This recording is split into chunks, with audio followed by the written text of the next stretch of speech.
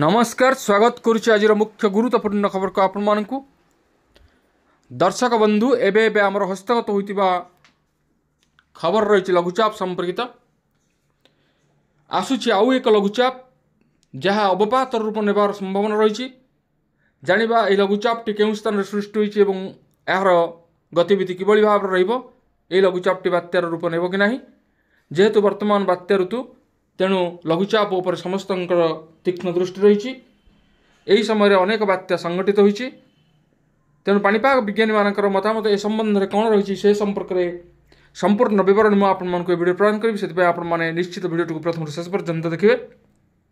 जदि भल लगे वीडियोटी तेरे पाखे लाल बटन निश्चित सब्सक्राइब कर पाखे बेल आइकन देवे तेज आसतु जाना आज लघुचाप संपर्कित विशेष गुरुत्वपूर्ण सूचना पूर्व केन्द्रीय एवं तत्संलग्न उत्तर पूर्व बंगोपसागर एवं म्यांमार और बांग्लादेश उपकूल में आसंता 25 तारिख बेलू एक लघुचाप सृष्टि होबार संभावना रही बोली पाणीपाग विभाग स्पष्ट करिछि। संभाव्य लघुचाप प्रभाव में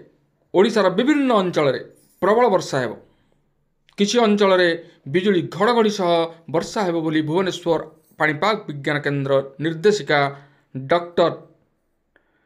मनोरमा महांती कहते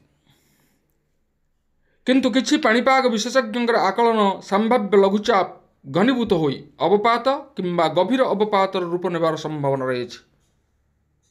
यार प्रभाव में उपकूल एवं दक्षिण ओडिशार जिला गुड़िक प्रबल रु अति प्रबल वर्षा हेबार संभावना रही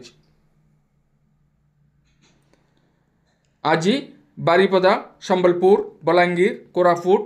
दारिंगबाड़ी नुआपड़ा जिलार किछि अंचल में वर्षा होइछि। आसंता 24 घंटा मध्य सुंदरगढ़ झारसुगुड़ा बरगढ़ संबलपुर देवगढ़ अनुगुल ढेंकानाल केन्दुझर मयूरभंज सुवर्णपुर बौद्ध नुआपड़ा बलांगीर कलाहांडी कंधमाल नवरंगपुर रायगड़ा कोरापुट मालकानगिरी एवं बालेश्वर जिला को वज्रपात सह वर्षा नहीं सतर्क सूचना जारी करिछि पाणीपाग विभाग। पाणीपाग विशेषज्ञ शरद साहू कहते संभाव्य लघुचाप घनीभूत होई अवपात किंबा गभीर अवपात रे परिणत होई पारे। लघुचाप सृष्टि होगा पर अवपात उपरे स्पष्ट आकलन करा आसंता 24 तारिख बेलू उपकूलवर्ती जिला गुड़िक वर्षार संभावना रही उपकूल दक्षिण एवं आभ्यंतरीण जिला गुड़िक प्रबल वर्षार संभावना रही। दर्शक बंधु आम देखुचे बर्तमान किछि दिन एवं वर्षा ब्रेक मारी किंतु पाग अत्यंत गुळुगुळी और गरम जनजीवन को अस्तव्यस्त करुच्ची जेहेतु अक्टोबर मास एवं नवेम्बर मास यही मास मध्य बंगोपसागर में जो लघुचाप सृष्टि हुए ताहा भयंकर रूप धारण करे पूर्वर यही मासरे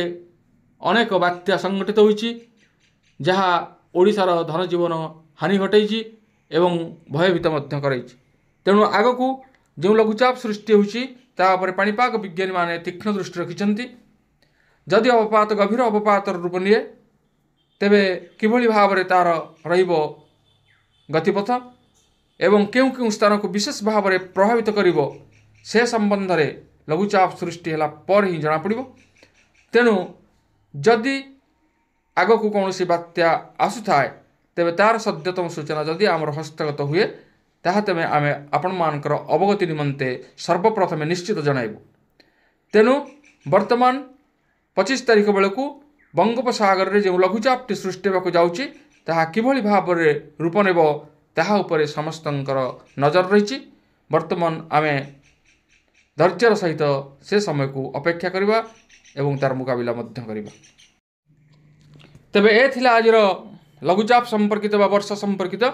विशेष गुरुत्वपूर्ण सूचना। आज पाए पुणी देखा आगामी भिडियो रे। रहुछि धन्यवाद नमस्कार।